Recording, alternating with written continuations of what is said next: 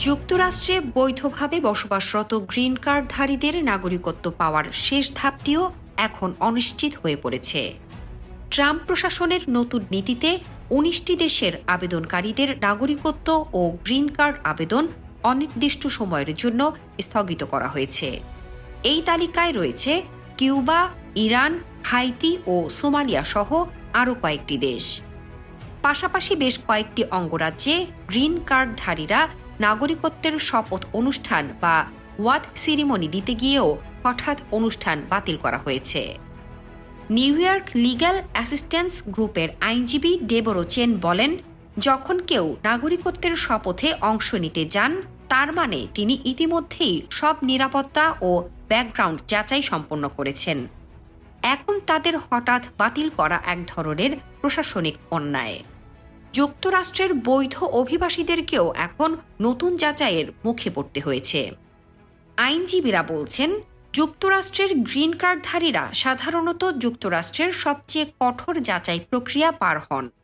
এ প্রক্রিয়া সম্পন্ন করতে তাদের ব্যাকগ্রাউন্ড চেক, সাক্ষাৎকার, ইংরেজি ও নাগরিক জ্ঞান পরীক্ষা সব শেষ হয় বহু বছর ধরে। কিন্তু এখন ট্রাম্প প্রশাসনের নির্দেশে এই প্রক্রিয়ায় সম্পন্ন করা অভিবাসীরাও পুনরায় যাচাইয়ের মুখে পড়েছেন। যুক্তরাষ্ট্রের পত্রিকা এনবিসি নিউজের খবরে বলা হয়েছে, ম্যাসাচুসেটসেও এক হাইতিয়ান নারীকে শপথের লাইনে দাঁড়িয়ে থাকা অবস্থায় হঠাৎ ডেকে নেওয়া হয়। পরে জানানো হয় তার অনুষ্ঠান স্থগিত হয়েছে। যুক্তরাষ্ট্রে শুধু নাগরিকত্ব স্থগিত নয়, নাগরিকত্ব প্রশিক্ষণ ও সহায়তাকারী সংস্থাগুলোর অনুদানও কমিয়ে দিয়েছে ডোনাল্ড ট্রাম্পের প্রশাসন।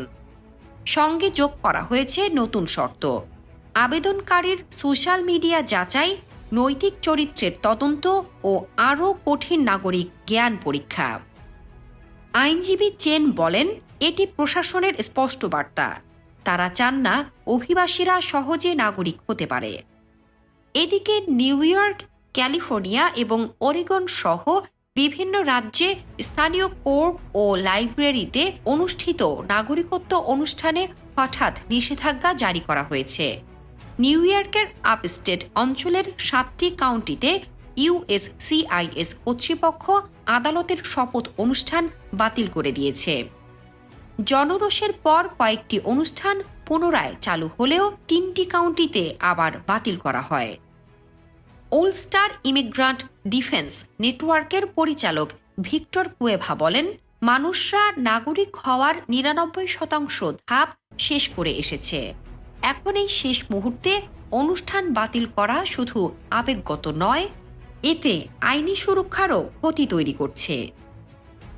এদিকে ইউএসসিআইএস জানিয়েছে, তারা এখন থেকে আদালতে নয়, শুধু ফেডারেল অফিস বা ইউএসসিআইএস ফিল্ড অফিসে নাগরিকত্ব শপথ অনুষ্ঠান আয়োজন করবে।